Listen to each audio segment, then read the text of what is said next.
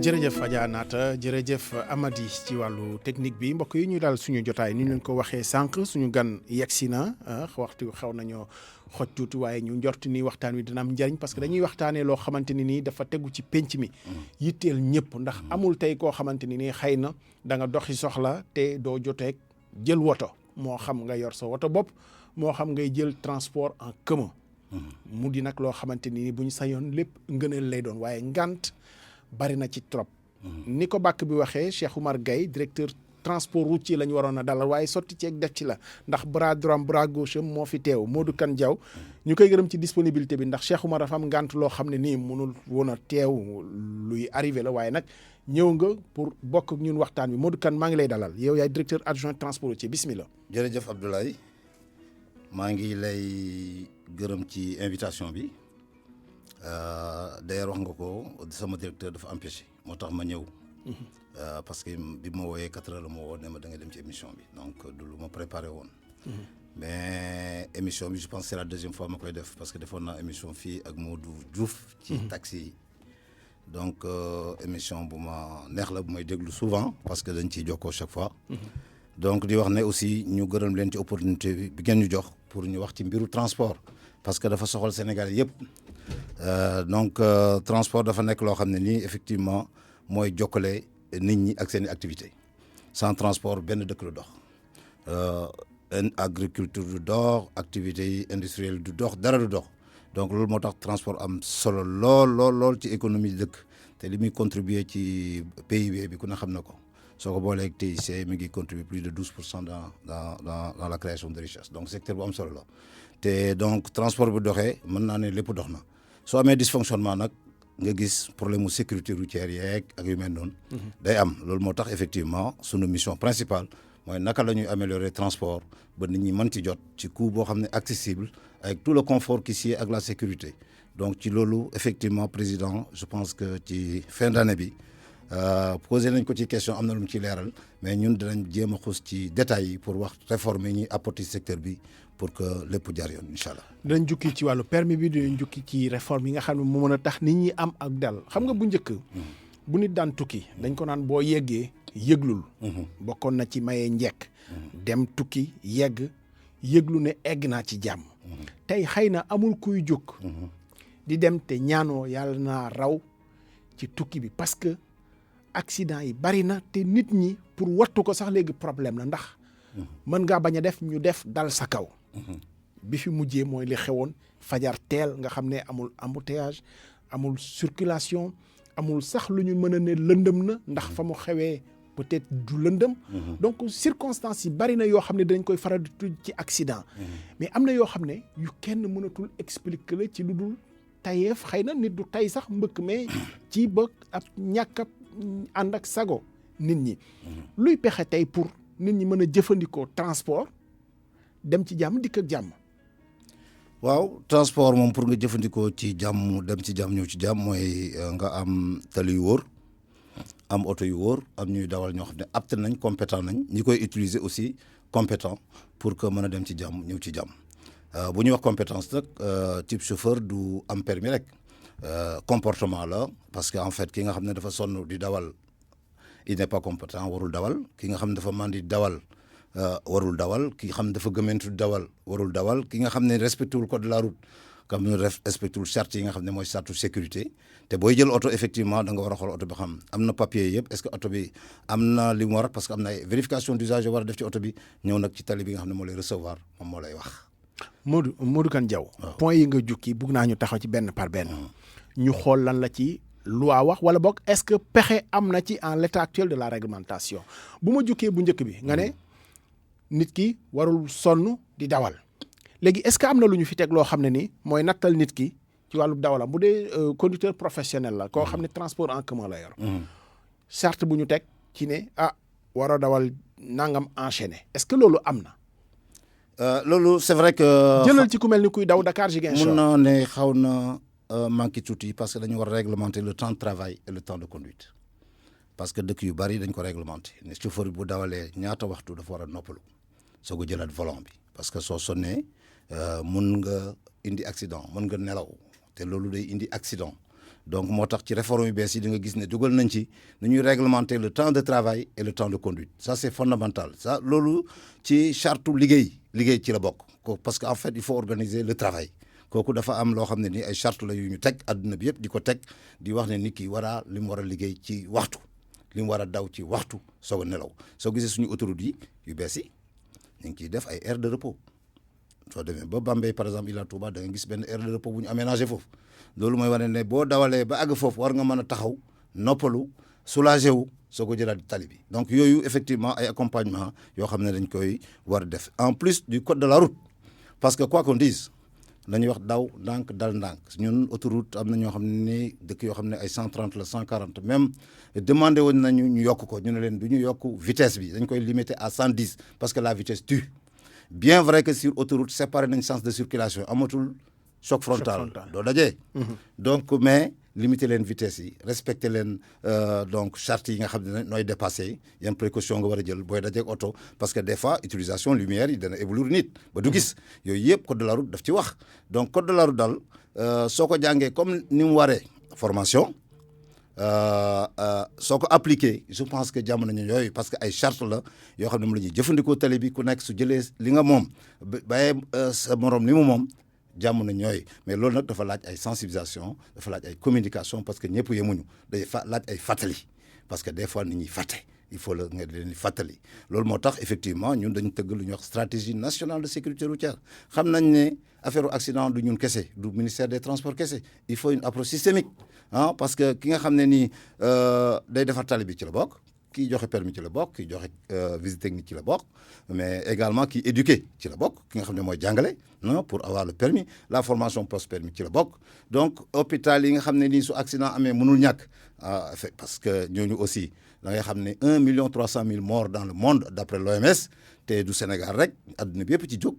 Nations Unies def ci jóg def ci benn résolution ne plus jamais ça il faut une décennie d'action décréter benn décennie d'action pour ñu wàññi accident yi de 50% ci adduna bi ak seen gravité ñun nag ñu ci liggéey ba am ci benn stratégie nationale boo xam ne moom la ñuy dérouler parce que am nañu benn plan d'action national benn bi ñu ngi ko jëmale ci tali entretien audit sécurité routière ci tali benn mu jëmale ko ci oto yi gis nga ko renouvellement parc bi contrôle technique yooyu yëpp donc ci oto yi su dee nit ñi ñu ne nañ réformer permis de conduire aussi parce que permis de conduire du rek permis bi nga am mais depuis la formation ak kii formé muy moniteur bi muy auto école bi ban auto école la ñu war a certifié ba mu war a mën a jàngale évaluation bi da nga ministre bi la dernière fois wax na ko application audiovisuelle boo xam ne moom la ñuy def pour que contact bi bañ a am pour nga xam théoriquement lan mooy code de la route soog a pratique bi nag bon ñu ci bari dañ la jàngal nu ñuy dawalee oto naka la ñu insérer au circulation bi naka la ñu changer vitesse naka la ñu tourner à gauche naka la ñu dépasser mais en vérité il faut avoir un certain nombre d'heures de conduite pour être un as du volant pour la plupart donc nga prudent mais respecter code de la route loolu dafa am solo bi ci des mooy application de la loi vous savez que l'application de la loi pose énormément de problèmes parce que lu ci bari moo ñu waroon a dimbale pour que nit ñi ñu leen di delloo si yoon soo fàttalee ñu dellu la ci yoon parce que ñun c'est la politique de la carotte et du bâton sensibiliser former informer mais aussi il y a contrôle sanction buñ la contrôler jaaroo ci yoon te def dox nañ la yëpp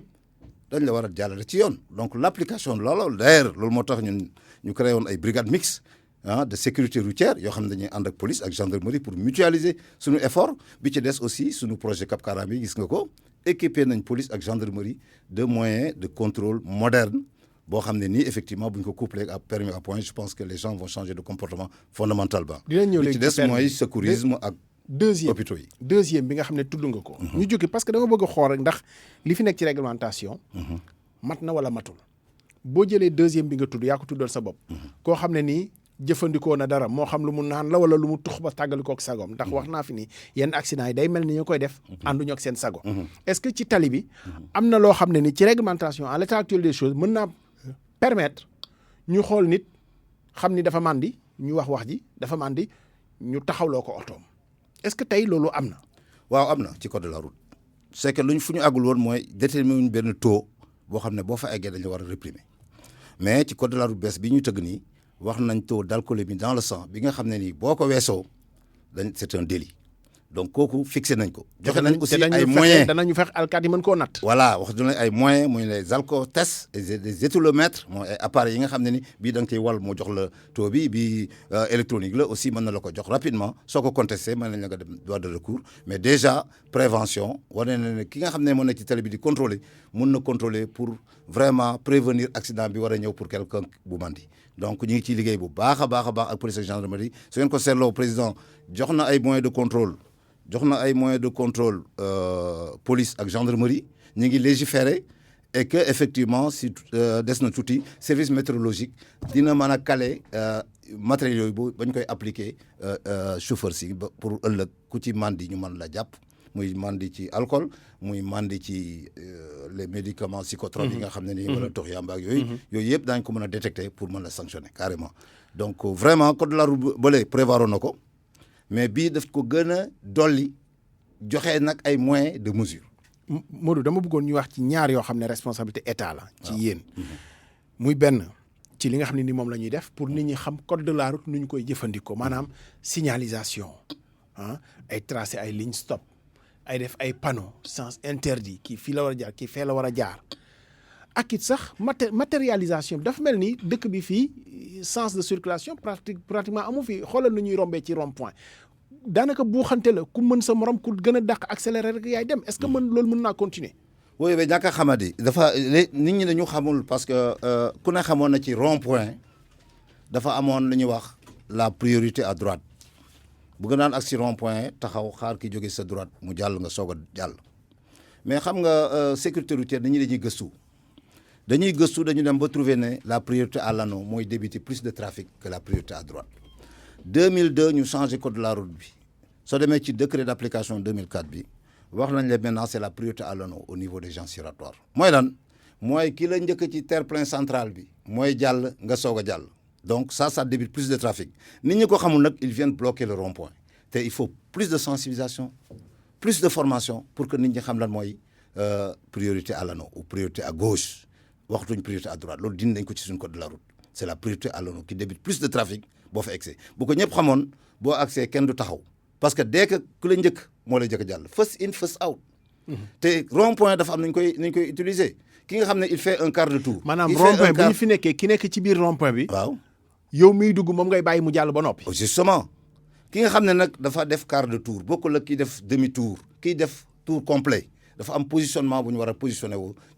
ci rond point bi. am na dëkk yoo xam ne dañuy matérialiser anneaux yi bu fekkee am na espace bu doy pour que nit ñi mën a positionné wu. donc loolu njàngat la jàngale la te nit ñi dañ ko war di jëfandikoo pour que circulation bi bouché tey am na des fois lu koy bouché parce que am na ay études yu montré que ñun duñu utiliser le maximum de la capacité de nos voiries parce que nit ñi ni ñu utiliser tali moo tax. les gens des fois ne sont pas rationnels c'est fu ñu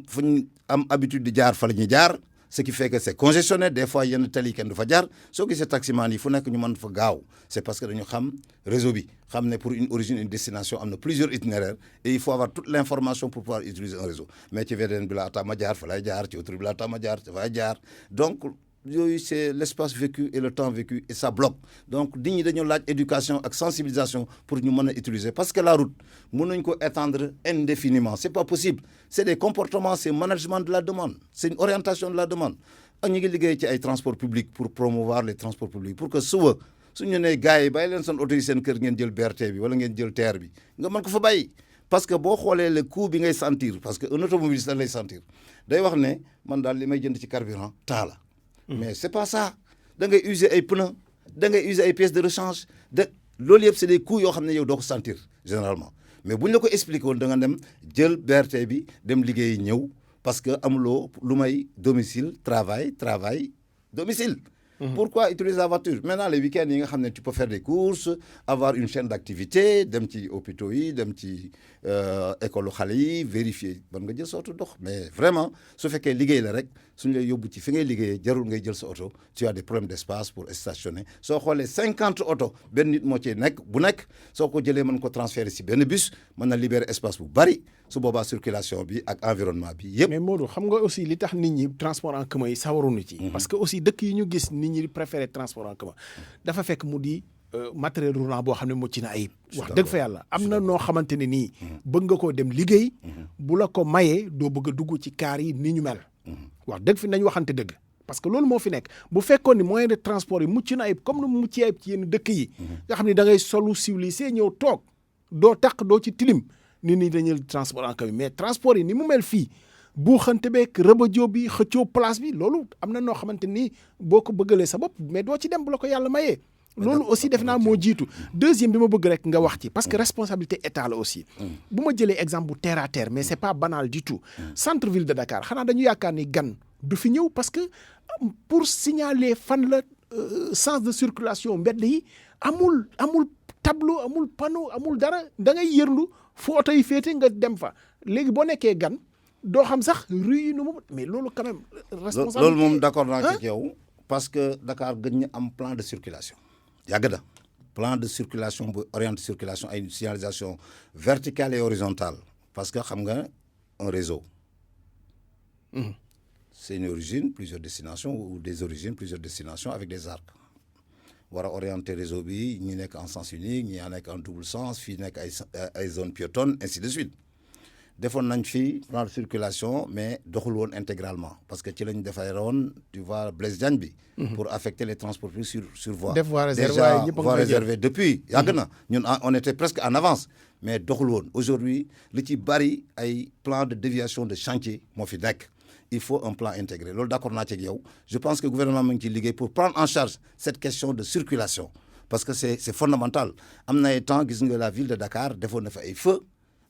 defoon na ay feux pour réguler circulation bi mais am na yu bari doxul parce que départ bi associé wuñu woon ministère bi c'est à la fin qu'on nous a associés dans le projet mais il faut comprendre que multiplicité voilà des acteurs mooy tax intervenants yi su bëree te amul coordination dafay indi ay problèmes ku nekk fa nga nekk rek ngay kii sans coordination loolu nag y a des réformes en cours pour recentrer tout cela pour que ñu mën a am comme ni ñu defee CETUD nga xam ne nii ñu doon intervenir ci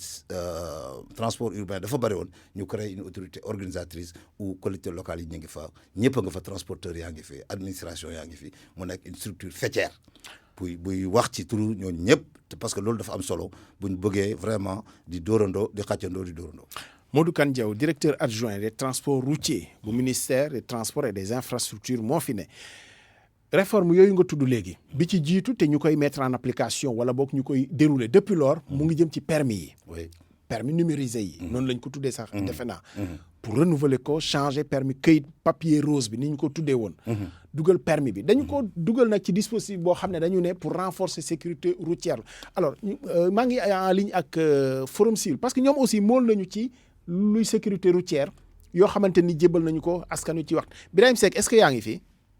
salaamaaleykum. est-ce que Birahim mu ngi fi. waaw Abdoulaye maa ngi fi. Birahim yaa ngi may dégg. maa ngi dégg bu baax Birahim maa ngi lay nuyu.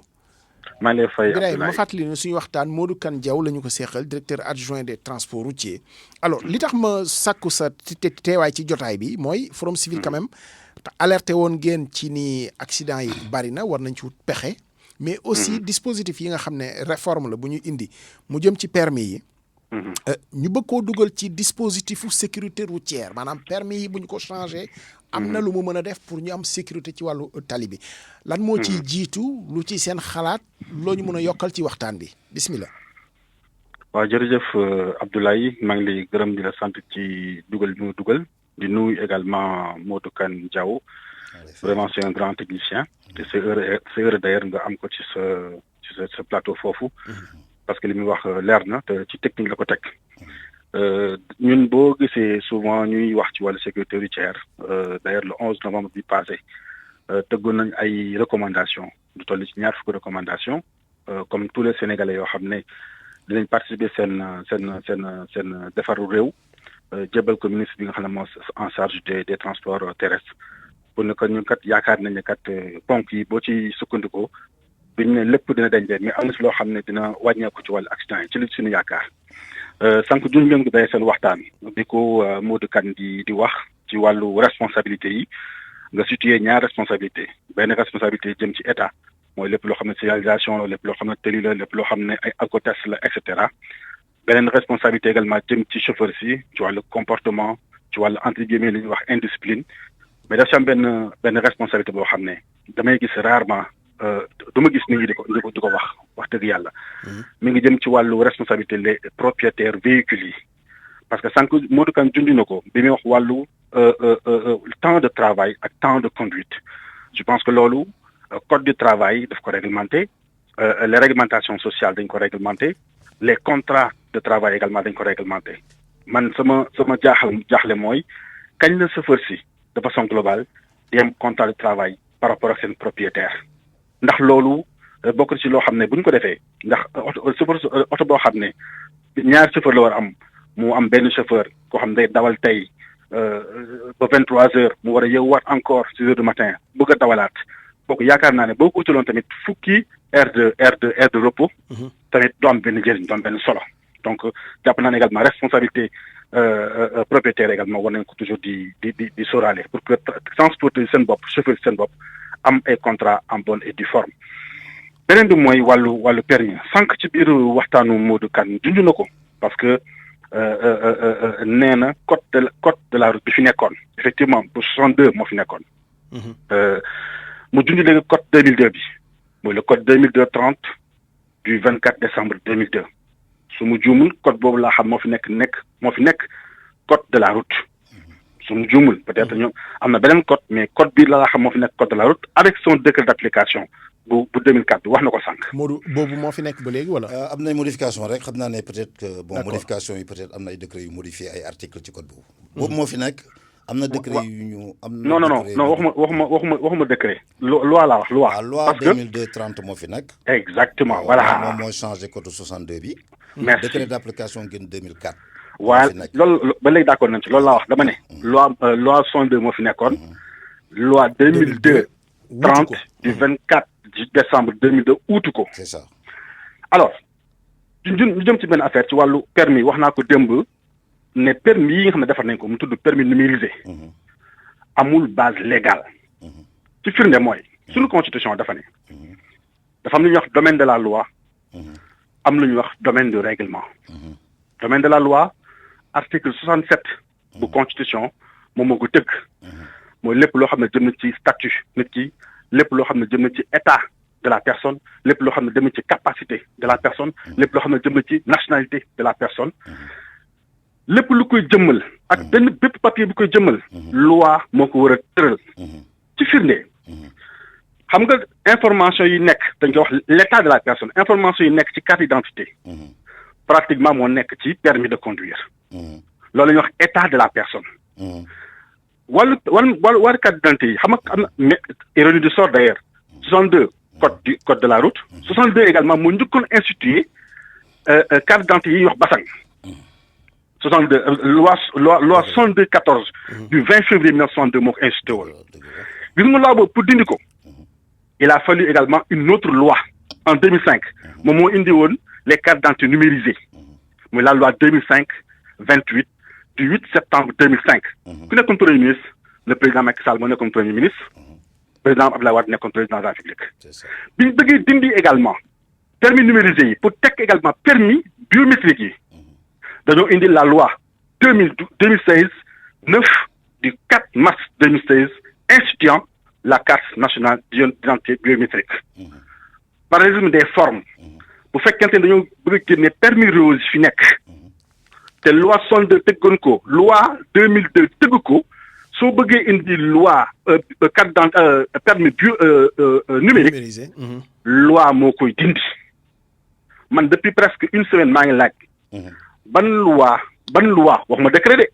ban loi parce que décret mënta remplacer loi application yi la pour application loi bi voilà waxuma décret parce que décret mënta remplacer loi donc du moment où l'état de la personne et la capacité de la personne est régi par le domaine de la loi ban loi moo institué au Sénégal les permis numérisés d'abord c'est ma question. Oui. Birahim xam naa ni c'est dommage fi ñu duggee xat na waxtu wi kii ne mais ñu foog mu voilà mu jéem ci tontu. c'est vrai que question yi c'est pertinent. lu mu wax noonu parce que parallélisme de forme parce que quand même bi ñu tëgg permis yu bees yi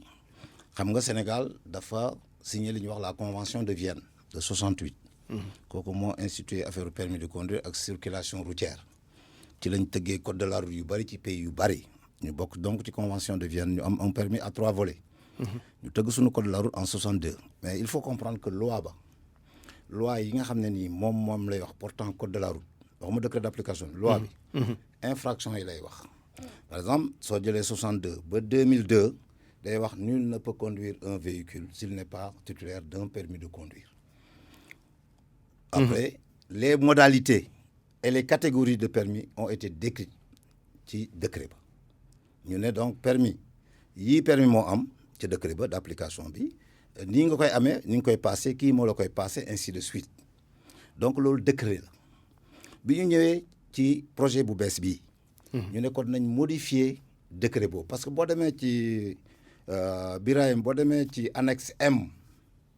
ca code ba fa la ñu waxee catégorie permis ñun ñu modifier l'annexe M du code de la route et l'annexe même L mooy wax immatriculation parce que dañu changer système immatriculation yi dootul ay DK tel c'est AA 001 AA donc c'est un nouveau système de numérotation des véhicules ñu ne kon nañ modifier décret d'application du code de la route pour se conformer. waaw mais Modou baal ma Modou baal ma foofu ñu taxaw fa. parce que ñu échange rapidement parce que temps bi. voilà damay wax ne. décret mënta remplacer loi. c'est que waaw moom la comprendre naa c'est-à-dire loi bi laaluñu ko. donc xaaral li ma bëgg comprendre li ma bëgg Sénégalais comprendre que tey mooy permis dits numérisés yi amul base légale. parce que li ko war a instaurer li ko war a instituer maanaam li ko war a avant doom di juddu dafa ram ndey. pour yow loi bu bees bu wutu 2002 bi. amul moo waroon a instituer les permis numérisés mu juddu te loi bi moo war a doon léegi. Birahim ñu bàyyi ko mu préciser. parce que dama lay expliquer ne permis la c'est le support qui a changé rien n'a changé un permis de conduire est un permis de conduire c'est le support qui a changé. nga def ko sur papier nga def ko sur carte loolu moo changé permis reste un permis de conduire au nom de la loi il y a que le support qui a changé. support bi lañ changé déggoo ñu mën la convention de Vienne dafa def ay amendement pour indi le permis numérisé. indi ko yóbbu ko ba ci ISO 18013 mun nga taper sa internet nga xool la norme ISO 18013 pour catégoriser les permis parce que c'est juste une modification c'est le support qui a changé information yi nekkoon ci papier rose bi. moom lañ yóbbu sur support carte ci support numérique donc du permis moo changé. Birahim est-ce que ba léegi da ngay yaakaar ni loi moo war a indi loolu tam ci support bi. parce que wax na lu garaaw fi mu nekk nii dafa ne. mais malheureusement information yi nekkoon ci permis rose bi.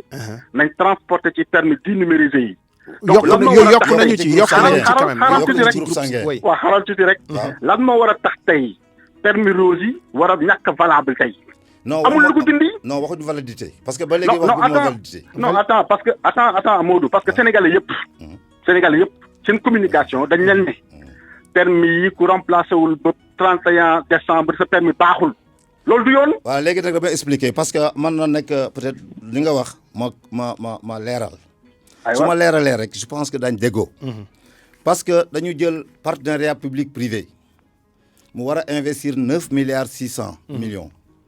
mu ne est-ce que bu ma ñëwee Sénégal di investir nit ñi dinañ ñëw changer seen permis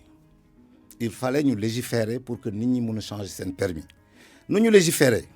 bi ñu jëlee décret bi nga xam ne moo modifié décret bi appliqué code de la route bi en son annexe L et M yokk ci groupe sanguin dañu jël benn arrêté pour wax remplacement des supports papier en support carte daal di wax dans son article 5 ne ñu ngi remplacer permis support papier par support carte ministre bi chargé des transports arrêté mooy planifier remplacement boobu mais aussi mooy wax kañ la remplacement bi di jeex dinañu ci te on prend l'engagement am na benn article ma àggale foofu ñu jël engagement il faut ma terminer parce que journal bi la ñuy benn rek laay terminer 30 secondes voilà 30 secondes mu wax ne bu ñu mayee gars yi remplacer mettre tout le dispositif investir def ay centres yu bari pendant 1 an bu nit ñi ñëwul nañ wax ne nañu retirer carte yooyu par la police. On prend l'engagement. Modou Kane nga xool sa disponibilité. Birahim nga xool sa disponibilité pas ci point wu permis bi rek mais même ci sécurité routière ñu dellu si waat waxtaanee ko. incha allah